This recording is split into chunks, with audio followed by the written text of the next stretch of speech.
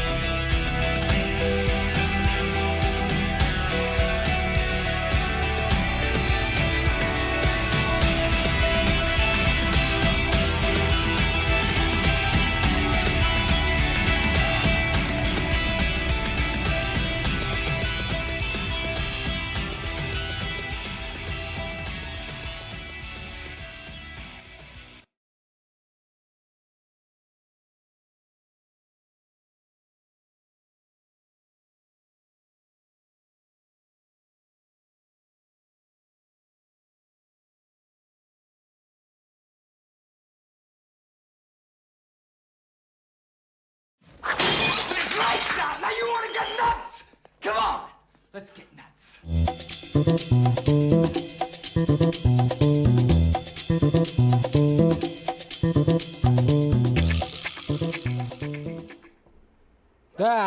There we go. Hey, what's happening, everybody? Welcome to Film Junkie Live. It's Monday, September 18th, and Jesus Christ, this Monday Night Football game is just intense. It really is. It's like very intense what's happening, and we got another injured freaking person. My God, what is going on with this game? Anyways, it's been pretty crazy, that's for damn sure. So hopefully you guys are doing well. Make sure you guys, of course, smash that like, thumbs up, subscribe to the channel, hit that notification bell so you know when I'm doing this stuff. Come on, do that. Hopefully you guys had a good weekend. Hopefully a pretty decent weekend. Like I said, football's back. We got the game on right now, and I'm not even sure what the heck happened. Show a replay. Come on. Show a replay. Why aren't you showing a replay? It's not good, though. It's definitely not good. It's one of those, you know, some player down on the field and people are like kneeling down and all that stuff. So, Jesus, it's not looking good. But anyways, let's see who's out there. We got Daniel right here. What's up? How's it going? We got Eric right here. I wonder how or even if Wan will address the reshoots he didn't participate in. That said, I suppose it's a good sign he is involved in the publicity tour, unlike Zach with Justice. Well, you got to realize that he right now he could be the only one that can promote this movie. No writer, no actor can promote this movie. But him being a director, it's like he has to. Now he has to step up to the plate, and now he's got to do interviews and stuff like that. So, what's going on, Ryan? Good to see you. We got Jason McKenzie. Always great to see you. Ahoy, ahoy. We got Mama Film Junkie here. Hi, Mom. Always great to see you, Mom. Always great. All right, let's see. Who else we got? We got Droga right here, Axel. We got Russ. What's happening? I want to see Aquaman fight Poseidon. Well, you never know. Could happen. Hey, we got Stephanie T right here. Good to see you. I'm pixelated. Is that what's happening? Am I having technical difficulties again? Turn that off. Am I pixelated? Doesn't look like I'm pixelated. I'm going back to the feed. I think we're good. But, alright. Am I pixelated? Alright, so we got Jay Bess right here. And who else we got? We got Steve-O. We got Antonio. Remember, David Zaslav didn't offer James Wan a new contract. He let him leave to another studio. But I think it was just like... well, James Wan also was on, you know, he has a quote by saying that he never does, like, trilogies, so yeah. I think it's good. Yeah, see, super clear. You know, when, you know, Jason's one of my moderators, it's looking good on my end, so I don't know, Ryan, maybe, it might be something on your end. See, the other people aren't seeing it. Let's see, yeah, the Saints are not... but I mean, the thing is, though, well, now it's not good. Wait, that was something else. What was that? Okay, yeah, the Browns just, I don't even know what happened earlier. Damn it. This is what happens when I have to stream during a Monday Night Football, so. All right, good day, pixelation free. That's what I like to hear right there, so thank you. Thank you so much for, verifying that, because yeah, okay, there you go, Ryan, you fixed it, so good, glad that is. But thank you guys, of course, for joining on this Monday. We got lots to talk about. We're going to be talking about, you know, of course, Aquaman 2. We've talked about that trailer. Obviously, that's just been like the biggest thing when it comes to DCU kind of stuff. DCU, DCEU, whatever the heck it is. We'll talk a little bit about that, and you know, and James Wan, of course, has been doing some he's been doing some interviews. Oh, was that? Okay. I know. I got the game on in the background. I apologize. So we'll talk about what he said and just the fact that, you know, we brought it up on the Vox stream that, is James Gunn even going to promote this one? It's very interesting. So got that. We'll talk a little bit about Batman Day and, you know, some directors did post some things on Batman Day, which was pretty interesting. Of course, we'll talk about the box office. And then, speaking of a Batman director, we got Tim Burton that is basically, well, he's answered the question. I mean, we're just getting so many interviews with directors right now because they're the only ones that can do anything when it comes to, you know, Hollywood and, you know, when it comes to the strikes and everything. It's just, it's crazy. It's crazy. So we got Tim Burton talking about The Flash right there. So Yeah, definitely going to be interesting. All right, guys, let's go ahead and get to some of the tweets that I got picked out for today. First off, we're going to start off with this behind-the-scenes featurette because, my God, I mean, it was absolutely beautiful. And so we got this right here. We got the Ahsoka. They dropped this right here, behind the scenes of Ahsoka. And, of course, Hayden returning as Anakin. So it's kind of showing like a behind-the-scenes right here, which, looks pretty cool. And, again, this episode, this was just damn good Star Wars. I just really thought, well, there's an opportunity I could bring Anakin and Ahsoka together. It's just awesome. I didn't expect to see you so soon. Anakin. When I got the phone call to talk about being a part of the Ahsoka project, I was thrilled. One is never too old to learn, Snips. I met Hayden when I was 16. 16 years old. And we were in acting school together over a summer. And to have that kind of history with him, it really was like seeing my old friend. It's nice. So, yeah, we got this that they released right here. It's just cool to see this because, again, when it came to that Ahsoka episode, just damn good Star Wars right there. Just damn good Star Wars. I will say that. But I'm still on the reservation on the fact that it's like, well, I don't know if this series should have been an actual series, should have been a movie. But, hey, what can he do? What can he do? Nicolas Cage. All right. So we got Nicolas Cage, who is in a new movie that's going to be, I mean, Nicolas Cage, he seems like he's continuing doing movies, and we love it because it's frickin' Nicolas Cage, and there's nothing wrong with that, but now he's going bald with a beard. So look at this, in the Butcher's Crossing. Butcher's Crossing, we got a bald Nicolas Cage with a beard, Western, and I'm just kind of going like, all right, I never knew I needed a bald, bearded Nicolas Cage. I think we all needed that at one point, right? So we got that right there. And, of course, there's the trailer.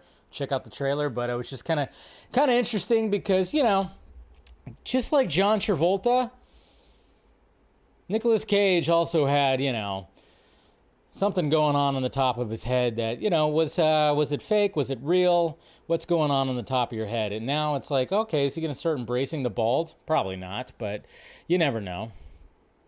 We know you had a receding hairline there, Nick, but it's fine. We still love you. And then we got the Loki Season 2 little promo right here. Apparently, the first episode is going to debut, I think it was Wednesday, right? Wednesday or Thursday? Is it Thursday? October 5th. It's going to debut October 5th, 6 p.m. PT. So they posted this today. Hey, y'all. Check this out. Loki returns on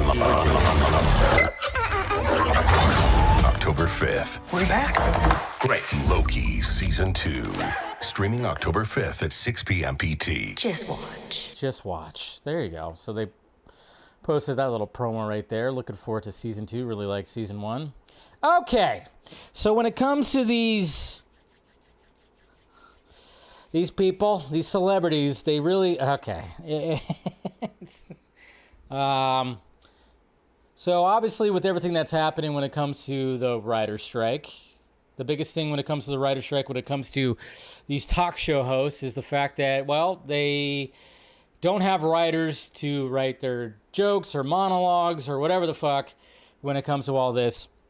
And it seemed like when it came to certain talk show hosts, Drew Barrymore, other ones, Bill Maher, one of them too, it was the fact that they were just going to be like, you know what, we are going to return and film the show, but we're not going to have writers. We're just going to do a thing where, we just don't have a writer's room, I guess, when it comes to all this. So Drew Barrymore was the first one to basically say, like, yes, we are in fact going to come back and do the show. And naturally, when it comes to the internet, she got a lot of backlash. When it came to that. So then, of course, they take it back, and then she posts an apology video, which I wish these celebrities would realize that just posting an apology video is going to make things worse. It's like fire, gas. Okay, but that not only did that happen, the apology video also got deleted. And then they released this statement when it came to the Drew Barrymore show, which I totally forget is a thing. But they said right here, I've listened to everyone. I am making the decision to pause the show's premiere until the strike is over. I have no words to express my deepest apologies to anyone I have hurt, and, of course, to our incredible team who works on the show and has made it what it is today. We really tried to find our way forward, and I truly hope for a resolution for the entire industry soon, very soon. It's like, what did you expect? What did you expect when you're going to be like, you know what, we're going to do the show without the writers, without the negotiations happening and all this stuff? I mean, it's like, what were you expecting? Did you not expect backlash? Did you not? You realize what's happening right now, right? I know Drew Barrymore doesn't have to worry about anything about, you know, the money that she has for sure. She's rich. She's been rich. She doesn't care, probably. Just like, you know, Bill Maher doesn't care either. But he announced that he was coming back, and then his wording when it came to him coming back for his show was the fact that he said that that he heard the negotiations were happening soon, so something should be happening soon. So he used that, like, oh yeah, because I guess like Wednesday they're supposed to like meet again and have negotiations again on Wednesday, and who knows if that's actually going to happen? Probably. I mean, I guess it is happening, but who knows if there's going to be any kind of resolution? So they actually use that excuse of like, okay, yeah, it looks like the strike's going to be ending soon, which hopefully it does, but I mean, who knows nowadays? But it's just like, when you release an apology video, it does not help anything. It does not help one thing. Apology video, it just makes things worse, okay? You already have this wound that you opened. Why are you dumping salt and lemon juice on the wound? That's what you're doing. That's what you're doing. Stop it. Stop doing that. Freaking celebrities, man. They just don't know. Take it to, you know, I mean, well, they don't live on the internet like some of us do. I guess you could say so. It's just always funny. It's always funny. But we got Zack Snyder here. Hey, listen to this right here. Okay, if you guys aren't following Zack Snyder Film on Twitter, do yourself a favor. Follow them, because they just dig up like all kinds of good Zack Snyder content, Zack Snyder videos. And it's kind of funny because obviously, you know, with the way that everything that is happening now when it comes to the DCU and where we're at, you know, with James Gunn and everything, we're like, what is going on? What is happening? And how we're feeling about it. What's the fandom feeling like? What's everything I mean, it's all just kind of crazy right now. But one of the things is like, obviously, there's people that don't like what's happening right now. So then we have Zack Snyder right here kind of making a joke, like what he would feel like about a new Superman 10 years from now. So it was kind of funny. So here we go. Think about how many comic book stories they've done over the years in the hands of how many different creators, everybody having a different take on it. Now you've got the tools in filmmaking to actually make movies that look like these comic books. So rather than being like, do the greatest hits, just show me everything I've ever seen. Like, let them do what every good comic book creator does. Takes the character and does something original with it. Which is good, like, which is right what we now, want. we're in the Man of Steel frenzy because this is the Man of Steel of our generation, or this current generation. But 10 years, he's going to probably be like, hey, what do you think of the new Superman? Yeah, like, it's stupid. Got it. That'd be awesome. I'll be all crusty and mad. Think about how many He'll be all comic book crusty stories and mad. So maybe the next time that Zack Snyder comes on the Vodka stream, should play this video for him. I'm like, are you crusty and mad that there's going to be a new Superman? How you feeling about that now? I don't know if I do that, but I remember this interview. Or I remember this video, all this that was happening. I think Amy Adams was actually a part of this right here, because they were talking. It was Kevin Smith was hosting it, and I remember because he was wearing, his hockey jersey that had the Man of Steel emblem on the front of it, and I remember like it was like, when that was happening, I remember there was like something where I think like Zach actually like dropped an F-bomb, and I don't think he was supposed to drop an F-bomb, but it was actually pretty sweet. So yeah, but good video right here. Good video right here. Try not to bring up James Gunn, because you'll get a lot of backlash. Nah, not really. I don't do that. I don't get backlash when it comes to things. What are you talking about? And then speaking of stupid things, this is what happens right here. Update when it comes to Ashton Kutcher and Mila Kunis. So we all saw that they got outed, that they sent character letters like to back up and defend Danny Masterson to the judge and to all the legal stuff when it came to his case. And so did some of the other That 70s Show cast alumni also did the same thing. But obviously when it comes to Ashton Kutcher and Mila Kunis, they were like the top ones. And they, of course, decided to release an apology video. Which, again, why the fuck are you doing this? Stop it. Stop doing apology videos. It's dumb. It doesn't help anything. It makes you look worse. And then look what happened. Ashton Kutcher and Mila Kunis have stepped down from the board of Thorn, the anti-child sex abuse organization Kutcher co-funded in 2009.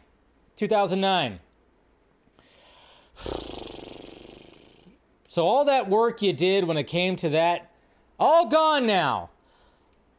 Kind of almost makes you wonder. It's like, hey, Ashton and Mila, you got some skeletons in your closet? Because why step down from all this? Did they ask you?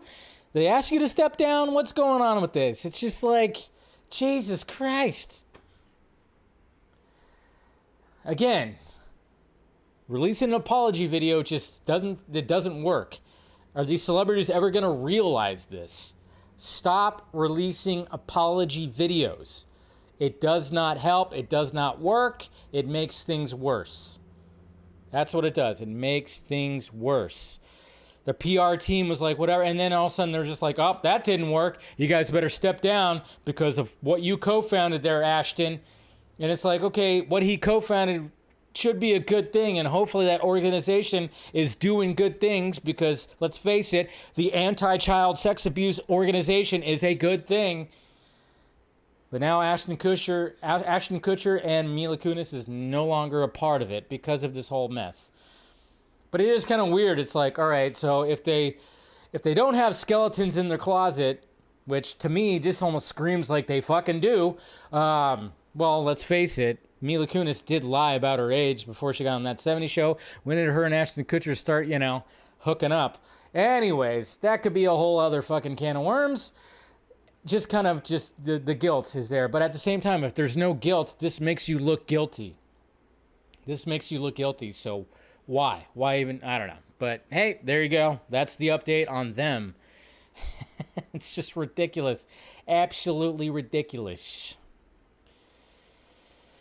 Bad boys, what you gonna do? So we got Bad Boys 4 coming out. And according to the two directors, which of course is the Batgirl directors, Mr. RB and Mr. Falah, they've talked about what the title could possibly be for Bad Boys 4, and they said it could be Bad Boys Ride or Die.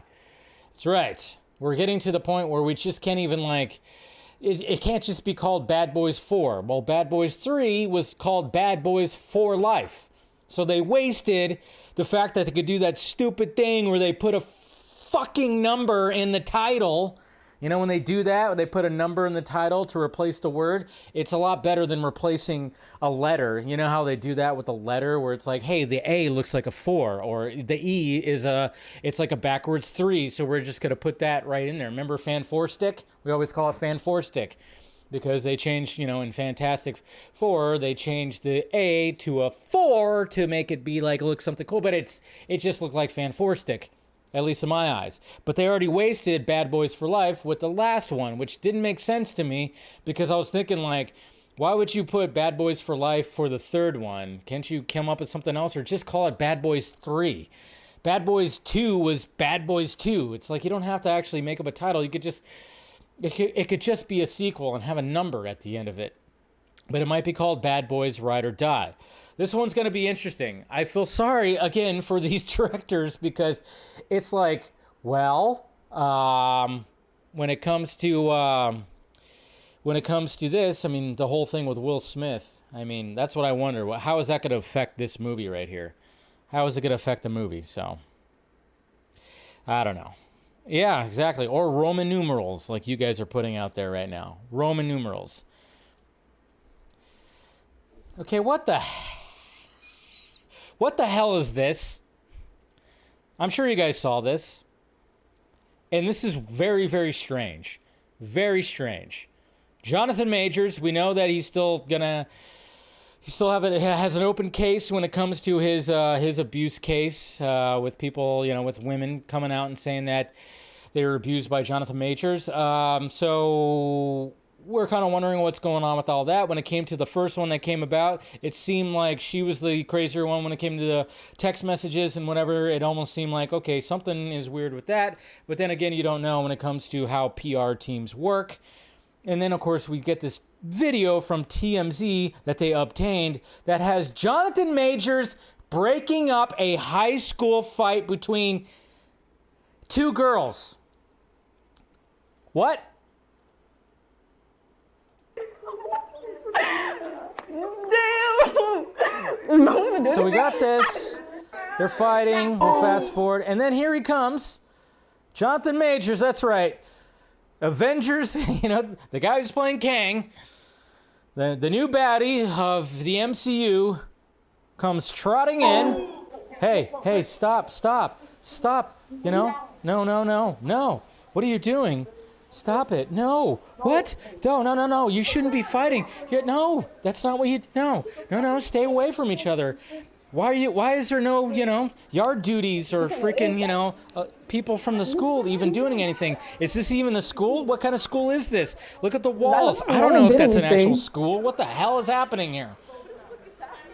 This does not look real. Well, clearly. What the hell is going on here? Where's it? Jesus. Yeah, why would he even be at a high school? I mean, I'm sure there's an explanation for that. Nephew, something, second cousin that he's picking up. I don't know what he's doing, but it's just very odd. I remember seeing a lot of people were like, this looks fake as shit, which it does.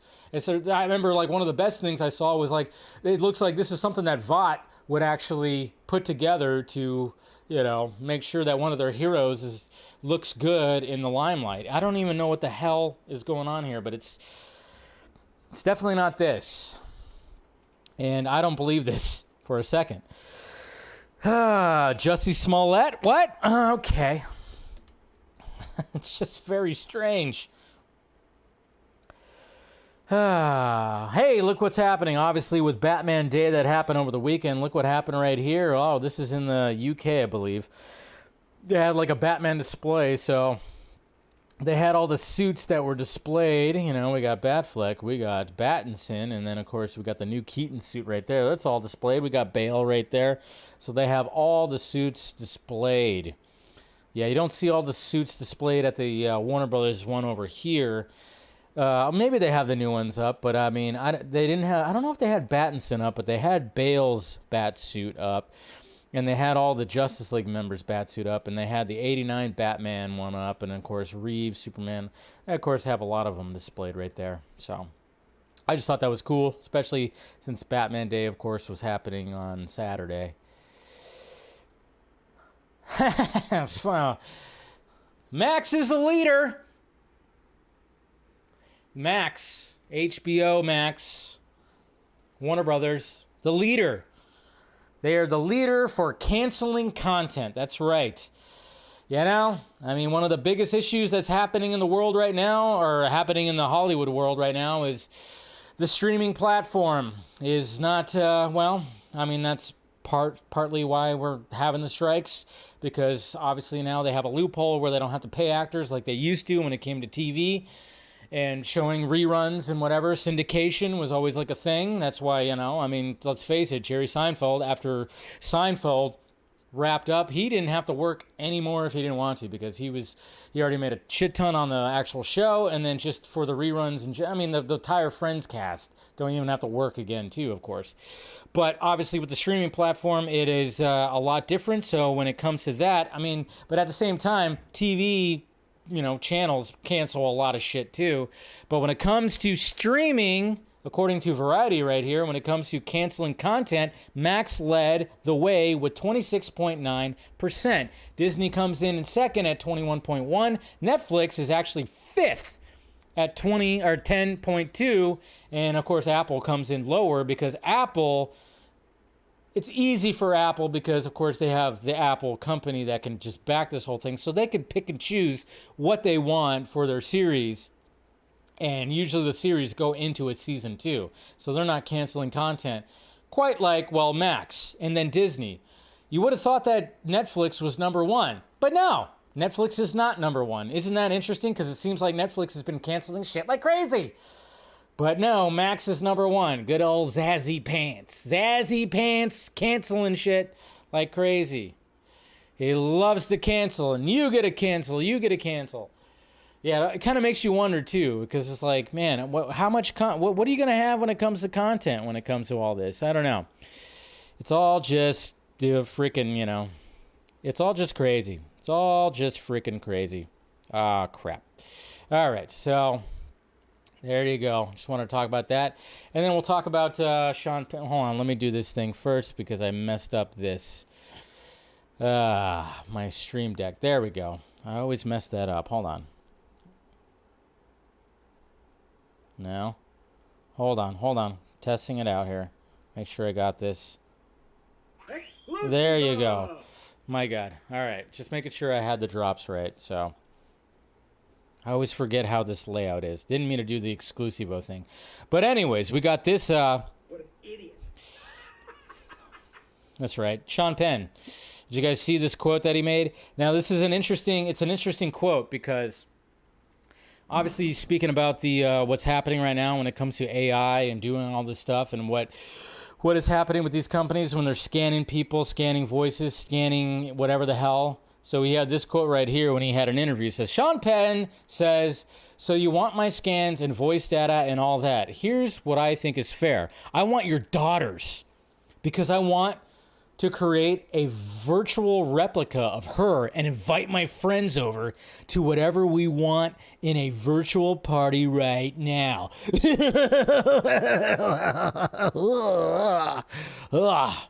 Good God. I get what you're saying, and you want to reverse it? You want to reverse it. You definitely, you want to throw it back on them. Like, how would you feel? It's just the way that this comes out when it comes to this quote. No, that's not the way to do it there, Sean Penn. It's not the way to say it. I get it. Again, I get it. I get what you're trying to go for. You were trying to just like cut deep and throw it back on them. I get it. But man, does that sound just creepy as fuck. It sounds very creepy. I want your daughters because I want to create a virtual replica of her and invite my friends over to do whatever we want in a virtual party right now. What the fuck kind of friends are you hanging out with? Bill Cosby? I mean, what? Roman Polanski? What are you hanging out with there, Sean? Seriously. Would your friends actually want to do that? That's just like, good God. It's bad. That's just, I don't know. We all saw this and we were like, whoa. That's Sean Penn. What can he do? It's something. He's got a gnarly vein in his bicep, at least right there, right? Okay. Hey, but we got Benny Affleck right here. He's in a new Dunkin's Donuts commercial. Did you guys see this? That's right. Drinking a drink that has 157,000 grams of sugar. Going well. Big promotion. Made me brand ambassador. We gotta come up with a brand ambassador. Easy, right? Nowadays with social media, the kids. Anyways, you guys probably saw that, but I just thought I would show you guys, Benny Affleck, and I don't even know who she is. I forgot what her name is. Again, I'm out of. I don't know. I don't know who that is. All right, I think we're good. Got that right there. We'll talk about that. Okay, I think we're good. All right, let me go back. Come on. I did it again. Of course I did. Jesus. Full screen. There we go. Hold on. Sorry, guys. I thought I had my Stream Deck thing all worked out, but no, I don't. Do that. There we go. Turn that off. All right. We're good now. But anyways, there's some tweets right there that I thought I'd share with you guys. Oh, yeah. There's that. Okay. Anyways, all right. Let's go ahead and talk about the main topic right here. How we doing out there? You guys good? You guys good? Game's still happening. Steelers are still winning. There's 2 games on right now. Yeah. Ice Spice, the Barbie song. Oh, okay. See, I didn't know that. I remember seeing the name, but I totally drew a blank, and I was like, she has like spice in her name, and there it is, Ice Spike. So, did I say Spike? Spice. Yeah. Anyways, all right, let's talk about Aquaman. Aquaman 2 trailer, holy crap, is James Gunn gonna promote it? I haven't seen anything. Is he going to do it? Nothing on Twitter, nothing on Threads, nothing on anything. I haven't seen anybody post about it. Why the hell is he not promoting Aquaman 2? Trailer comes out. What is going on? And we talked about this briefly on the on the Vodka stream. It is weird because when it comes to James Gunn, I'm wondering what's going on with that contract where certain things he doesn't promote and certain things he promotes the absolute shit out of. I mean, it just seems like that's the case. I mean, Black Adam came out, didn't promote it. His wife is in it. It was almost like there was like something in his contract that said you can't do that. He promoted Shazam, The Flash, Blue Beetle, nothing for Aquaman and the Lost Kingdom. But we all remember when he announced the new DCU slate, and he just brushed right over Aquaman 2, which just kind of made it seem like, oh yeah, he's not going to promote that really at all. And it seemed like for a while they're like, hey, is Warner Brothers even going to give it a trailer, a clip, some more images? What is going to be happening with it? But it's just like, what? But he has not touched it. He has not said anything. It's like, come on, Jimmy Guns, what's happening? What's happening? You have to have something. I mean, just again, I'm like, what is? I don't get it. I don't get it. I really don't get it. It's because he's Lobo, right? It's because like Jason Momoa is Lobo now. Is that what's happening? Who knows? But the trailer came out, and you know, it got mixed. It's kind of funny because trailer came out, and you know, for about Thursday into Friday, it was like everybody was talking about it, and then nobody was talking about it pretty much after that. I mean, the biggest thing that I saw when it came to the trailer was obviously you got, you know, the Snyder Phantom, which, you know, obviously I'm a part of, but at the same time, there's like, you got that loud, small percentage of it who just, of course, hates anything else that comes out when it comes to DC. They claim that they wanted, you know, they want these directors to do their thing, but they don't like anything that any other director does. So naturally, it was just like a lot of just hate thrown at this trailer for specific things. I mean, the most specific thing that I saw that got the hate, of course, was Arthur coming outside and the Aquaman costume was hanging out to dry. And a lot of people are like, what the hell? This is stupid humor. And I agree. I was like, oh, that's dumb. But I didn't think that was like, okay, now I have to hate this for the next week. But yeah, I get it. It's like, it's kind of dumb. But at the same time, I'm like, whatever. It's a different director. It's a different style. It's different, whatever the heck. We'll see what happens when it comes to James Wan. But obviously, I'm worried that there's been too much fuckery when it comes to his movie, because it seems like that is actually the case. But what's going on, Phil? Good to see you. So obviously, we have this article right here when it comes to Entertainment Weekly. Obviously, we have the two brothers right here, which, of course, is going to be the main subject of the movie right here, which, of course, I hope is good. I hope it's not cringy. I hope they have great chemistry. James Wan dives deep into Aquaman and the Lost Kingdom and the DCU's Changing Tides. This is definitely behind the curtain, Nicole Kidman remarks as she steps by to greet EW on the set of Aquaman and Lost Kingdom. The shoot for the sequel to the 2018. That is what's so crazy. 2018. It's for $1 billion franchise or $1 billion character. It took this long to get a sequel. 5 freaking years, man. That's not good. I mean, you're already pushing it at 3 years. I mean, to be honest, it's like, if you're not doing a sequel or you're not, I mean, the last time, I mean, obviously we saw Arthur in The Flash, but it was not the greatest post-credit scene. It was a dumb post-credit scene. Again, we're all like worried that they're turning Aquaman into the joke that he started off to be, and Zack Snyder and James Wan were trying to make him not a joke, but what could he do? Unhelpful English weather. Okay, so they're talking about all that. To be fair, blah, blah, blah. When EW catches up with Wan earlier this week via Zoom, the director can't help but admit that a lot has changed in the world of DC since that rainy day in London 23 months prior. 23 months! Dude, fucking, they were working on this movie 2 years ago. That's what's so crazy. Obviously, I have to be mindful, he says. If I'm living in a house and the house is getting renovated around me, it's hard for me to not take notice because the roof, the ceiling's missing, right? But the beauty of this movie is Aquaman, is this, obviously talking about this Aquaman world, is that very early on we always said that we were our own separate universe.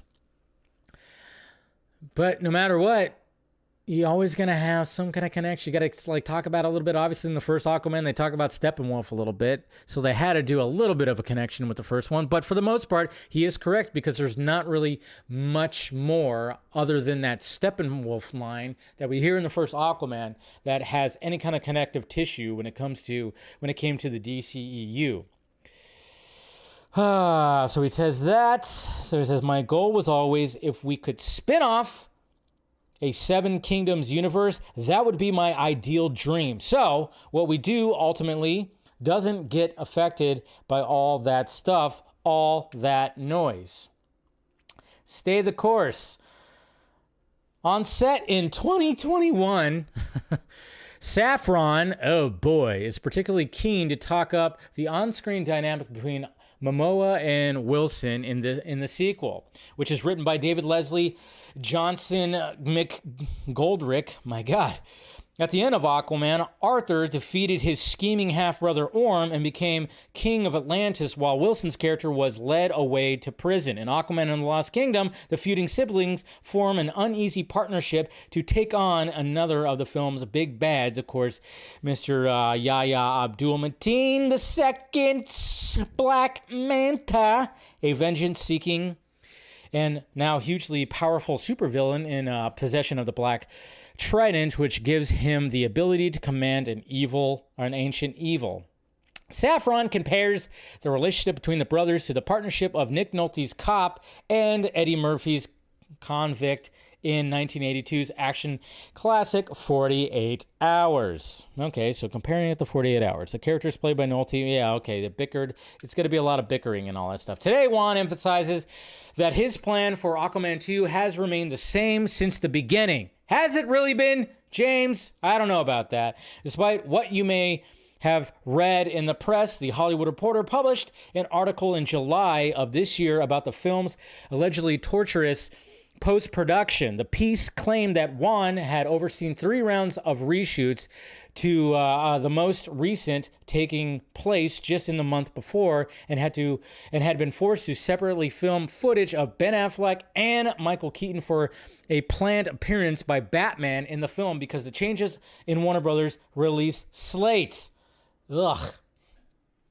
How much is he overseeing? From what I gather, it's mainly Momoa and Saffron that we're overseeing. But anyways, asked if there's any truth of filming both Affleck and Keaton, Wan replies, the tricky thing early was not knowing whether Aquaman would come out first or come out after The Flash. So we just had to be prepared. At the end of the day, the best thing I would say about this movie is that it is not connected in any way to any of those films. That's the bottom line. Okay. But it was going to be connected at one point. It was going to be connected because there was an original idea when it came to Ben Affleck's Batman, and then there was another idea that when it came to Michael Keaton's Batman. That's what's so funny. Of course, he said that's a no comment right now when it comes to, hey, is Batman showing up? He's not. We already know that Batman's not going to be showing up. No Bruce Wayne's going to be showing up in Aquaman 2. So when he said like, oh yeah, no comment. Yeah, we get that. We get that. Again, James is just doing what he needs to do when it comes to these interviews. You're going to have to wait to for the movie to come out. Yeah. And there's not going to be any Bruce Wayne in there or Batman. Wan doesn't dispute THR's reporting that Gunn had weighed in on the Aquaman sequel, but the filmmaker also asserts that the end product is very much his vision. God, how many times have we heard this? I've known James since way back, right? He says we're horror guys, and so I'm definitely open to ideas. But at the end of the day, this is my movie. All right. On the subject of reshoots, Wan insists correctly that such additional photography has become a routine part of producing big-budget movies, and that he directed a comparatively small amount of new material after the main shoot. He clarifies of the situation, we have big actors in this movie, and everyone's schedule is really hard. So, we had to break up our shooting schedule into sections. We'll shoot a bit here now because the actor's available, and then we'll do another shoot now because the guy's available. Whatever the fuck. Did I just read that right? Probably not. People are like, oh, they're doing a whole bunch of different shoots. No, if we actually combine them all together, it's actually not that many number of days at all. He's doing a good job. He's doing a good job when it comes to these reshoots. He's got some good writers. He's got some good writers. He got some of those Conjuring writers to write this shit. Am I right? My God. It's bad. Anyways. Hey, what's going on? Fear Jason, and we got Niner for Life. And we got Saggy in here, too. Always saying I'm smelling, but I shower right before I go live, so I'm smelling good. Wan was formed when it comes to creating something special with additional photography. One of the supernatural antagonists in 2018. Yeah, he does say the fact that when it comes to the Nun, the demon nun, which has now had a sequel that just came out this week, and he talks about that. And then he talks about this when it comes to Amber Heard and her role as Mira in Aquaman 2. Wan is circumspect. Wan is circumspect while talking about the other shadow looming over his film, which involves Amber Heard. The actress claimed in May of 2022 that her part in the superhero sequel had been pared down as the result of the publicity surrounding her breakup with Johnny Depp. Heard was testifying in a Virginia court as part of a defamation trial instigated by Depp over 2018 Washington Post article written by the actress in which she chronicled her experiences as domestic abuse survivor. Depp first, blah blah blah, do all that. Okay, we don't need to hear about that. Regarding Heard's remarks about her role in Aquaman and the Lost Kingdom, Wan insists that he always intended the focus of the second movie to be the relation between Arthur and Orm, and not between Arthur and his paramour Mira, as was the case in the 2018 film. Sure, they have a kid together. There's a baby. What? I mean, yeah, I get it. Like, the cusp of the movie is about the brothers, but there is this very pivotal thing about Arthur's story is the fact that he has a child with her. So, again, Wan's just, he's got to play the game. He's playing the game right now. The director recalls, I always pitched this to everyone from the get-go. And I get that. I'm sure that was the case. The first Aquaman was about Arthur and Mira's journey, sure. The second movie was always going to be Arthur and Orm, sure. So the first was a romance action adventure movie. The second one is a bromance action adventure movie. We'll leave it at that. See, I love how he ends all this stuff. That's a no comment. You'll have to see. We'll leave it at that. God, this poor guy. Poor guy.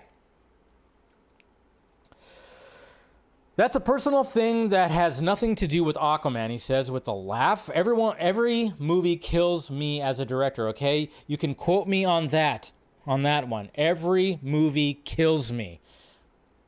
Jeez. If a movie doesn't kill you as a director, you're not doing your job right enough. Man.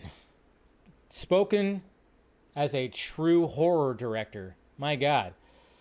Talking about like movies killing him. Kills me.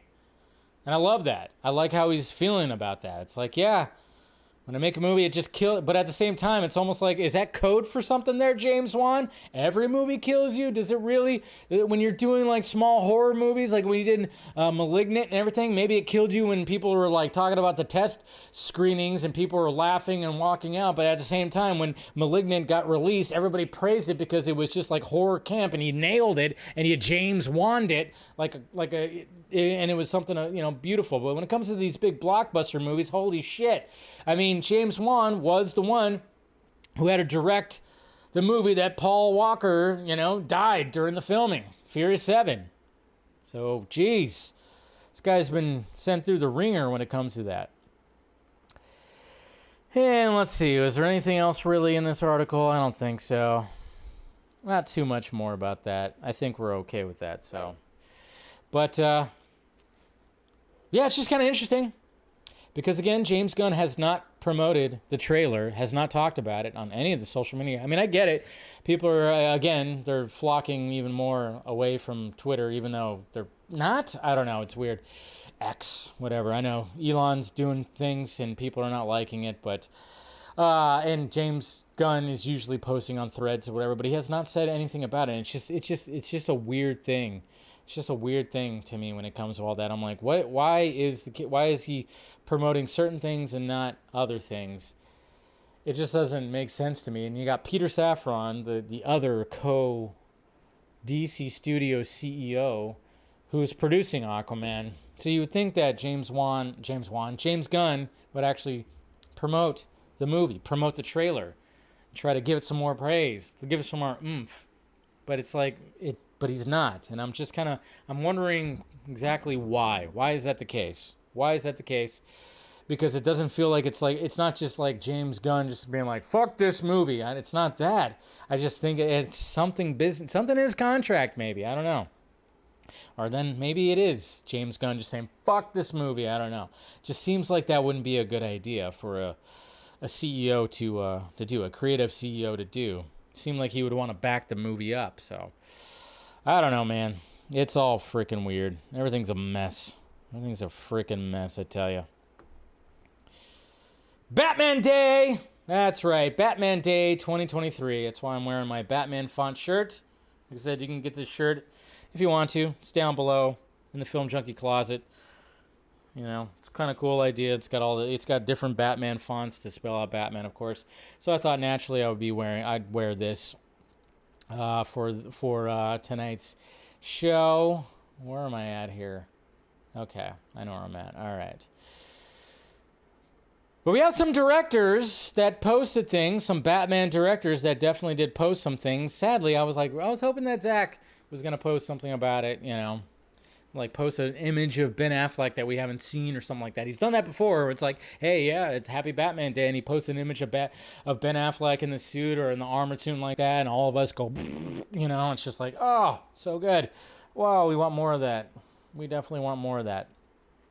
All right, so let's see what some people, things that I retweeted that I thought, and of course there's like, the directors that have posted some things right here when it came to Batman Day.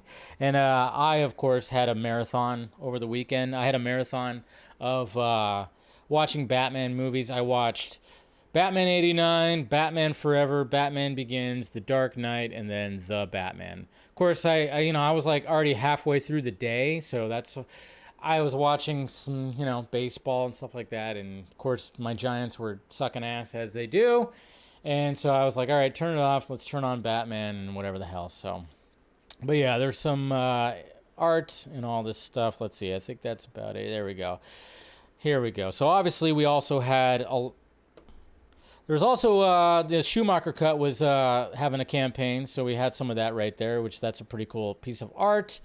We got Rico Jr. right here, who, you know, these Batman posters right here are pretty freaking sweet. Not gonna lie, pretty freaking sweet. We got Chris right here also posting, you know, some Batfleck art, as well as Battinson right there.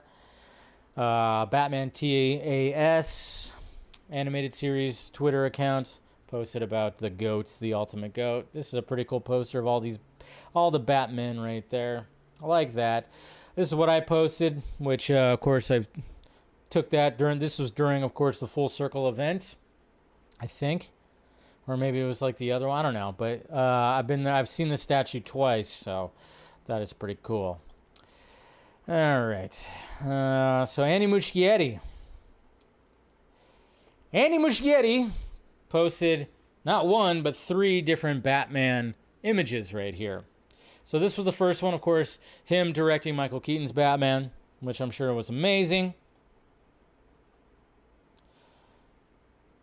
But then he posts this right here. The deleted scene from The Flash. We've already seen this image. He put it in black and white, which I think is pretty cool. But the fact that he posted this image right here of the deleted alternate post-credit scene, mid-credit scene, whatever it's going to be, where we're going to have Batfleck lost in the multiverse and contacting Barry through his monitors at his home. And he was going to be wearing this costume, which had the silver bat on it, which looks pretty cool and Darth Vader-like when it comes to the cape. We're going to have this image right here, and he was going to be talking to Barry, saying, what did you do, what happened? And, of course, that was going to lead into a Crisis movie. But it was just kind of interesting that, well, Muschietti, he chose this one to do. But, of course, he wanted to show the different Batmen in his movie. I would have thought that he would have posted, like, an image from the bridge, but he decided to post this. Interesting. Clooney. And there's Clooney. So obviously, you know, when Clooney wasn't, obviously, when you watch that scene, it's very obvious that both of them are just in front of green screens. They weren't actually outside, which is, you know, it's very noticeable, very obvious. I can laugh at the gag when it comes to Clooney, but at the same time, I'm just like, yeah, just show that original ending. God damn it. It does give me Justice vibes a little bit, because you could just tell, like, Ezra's hair doesn't look the same. And it's noticeably in front of a green screen. But, yeah, he posted this image right here of him, of course, directing George Clooney with that scene at the end that has been, you know, a little divisive when it comes to the community. So, posted all that. So, that's pretty sweet. So, we got all that. And then, of course, we had Matt Reeves. Matt Reeves posting as well. He was posting a lot of things. He didn't post anything new, of course, but he was posting stuff. We got a behind the scenes of the Batman 66 movie right there. Thought that was pretty sweet. We have Mr. Fear Jason, who's in the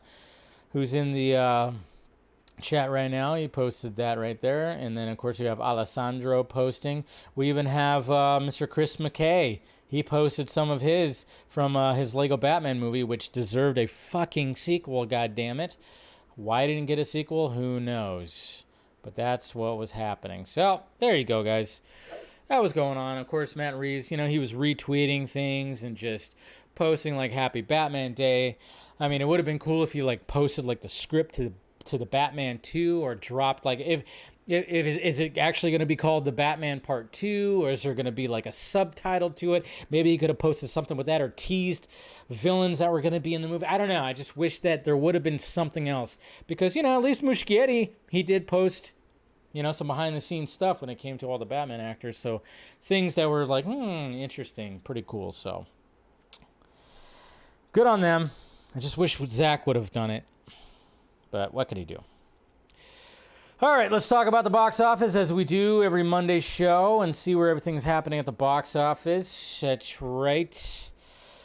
So box office numbers in. Like I said, we're in the horror type.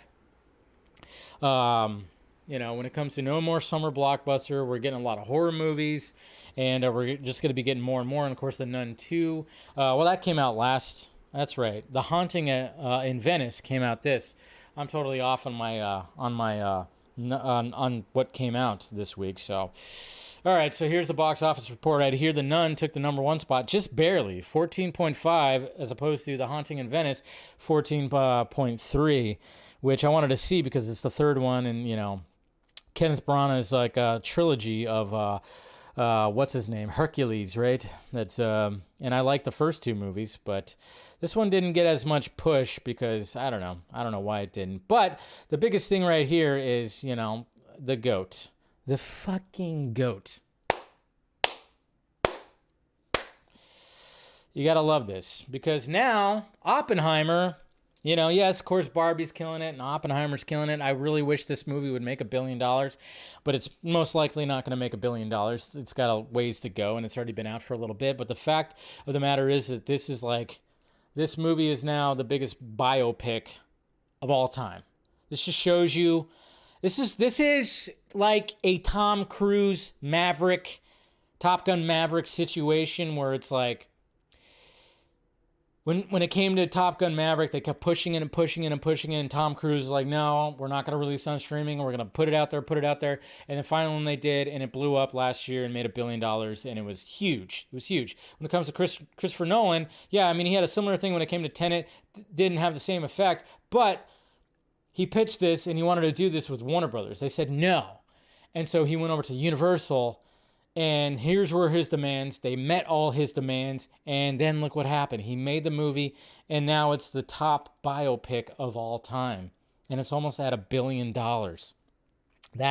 He's the fucking GOAT. He's the freaking GOAT right there, man. I tell you. So, and then Barbie passed the first Avengers movie at the box office. So the first Avengers movie that came out, that top box office, it's now beaten that. And of course, Barbie is at still 1.4 billion. But yeah, it passed Avengers. Good on that. All right, so there's your box office. Quick box office report. But now we got Timmy Burton. Tim Burton. No, he's got some words to say. He's got some things to say. I mean, it sucks because he was, of course, filming Beetlejuice 2. We still have not seen Michael Keaton in the Beetlejuice makeup yet. We saw Winona Ryder. We saw Jenna Ortiz, right? I was like, what's her last name? Ortega, not Ortiz. Ortega. I knew that was wrong. See? And I caught myself. Ortega, not Ortiz. Jesus. Anyways, so we saw them. We saw the outside sets. But of course, when it comes to Michael Keaton, we're not going to see it because that's all going to be indoors. And apparently 98 to 99% was done when it came to, was completed when it came to Beetlejuice 2. So that does suck that happened. So, all right. So, but he did want to, so what does he have to, so when it comes to The Flash, what does he have to say about that? Well, first off, when it talks about, working with Michael Keaton. Oops, I already had that up, didn't I? Okay. So when it came to working with Michael Keaton, I totally messed that up. He said, first right here, it said the question was, what can you tell me about your working relationship with Michael? Beautiful. He was the same way. He didn't want to do it initially. He had no necessarily burning desire, but I have to say it was the most fun. It reminded me of back in the old days, this unhinged thing unleashed on the set. I was quite shocked at how easy it was for him to kick it back into it. It was like demon possession. That's pretty freaking awesome right there. One more word about Michael. You obviously made 2 brilliant Batman films with him. Why did we never get a third from you guys? Well, the studio. It was like the earlier Disney situation. They had enough of me for that one. I think I upset McDonald's or something. We've all heard, yes, the fact that they were like, we can't sell Happy Meals because the freaking penguin bit a fucking nose off. So what? All right, so then we got right here. Here's the question right here. Earlier this year, The Flash contained a sequence within a multiverse where they briefly show Nicolas Cage as Superman. In 1998, you were 3 weeks away from shooting Superman Lives with Nicolas as the star when the plug was pulled over 2 years of pre-production. Do you have any regrets about that? No, I have. No, he doesn't have regrets. I will say this, when you work that long on a project and it doesn't happen, it affects you for the rest of your life because you get passionate about things and each thing is an unknown journey and it wasn't there yet. And it's one of those experiences that never leaves you a little bit. But also, it goes into another AI thing, and this is why I think I'm over it with the studio. You could take what you did, Batman or whatever, and culturally misappropriate it or whatever you want to call it. Even though you're a slave of Disney or Warner Brothers, you can do whatever you want. So, in my latter years of life, I am in quiet revolt against this. That's right, guys. He's against it. He's against it. He's against what some of these studios are doing. But isn't like Warner Brothers producer? Are they making Beetlejuice? I don't know who's making Beetlejuice, but that's kind of interesting. But yeah, I mean, it sucks because in a perfect world, we would have gotten at least a Batman Beyond movie starring Michael Keaton, directed by Tim Burton. Wouldn't that have been awesome? That would have been their trilogy. I was hoping for that. I was rooting for that. And apparently that was on the table at one point, that they were going to have that. And I was like, please let that be the case. But I can understand that Tim Burton was not probably a fan of what happened in The Flash. I could see that, totally see that. There's not really any mention if he even saw the movie. He probably will never see the movie, who knows. But it is kind of interesting because I'm wondering what conversations with Michael Keaton on the Beetlejuice 2 set that they had when it came to going back to Batman and what happened and all there, you know. And you know, with Michael Keaton being reluctant to do Beetlejuice, you better believe he was reluctant to do The Flash as well, you know. But and Michael Keaton was just like, fuck it, I'm gonna go back to some of my most iconic characters and just play them again. Why not? He's 70 years old and he goes back, puts on the bat suit. He's going back, putting on the Beetlejuice makeup. It's crazy. It's crazy. It's like we already should have had a third Batman, or he already should have been back as Batman in another movie, and there already should have been another Beetlejuice, which is weird. I don't know. It's like, why? I mean, here we are like 30 plus years later and all this stuff is happening, but that's the way it is. That's just the way it is. All right. So let's go ahead and go to some questions.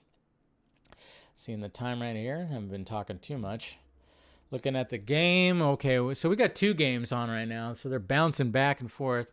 We got 16-14 Steelers. Okay. And then we got the Panthers and Saints. And that's what's happening right now. I'm looking at, I have 2 fantasy leagues, and I'm winning both of my games this week, and I lost both of my games last week, so it's looking good. I'm playing my brother in my family league, so at least there's that. All right, let's go to some Twitter questions.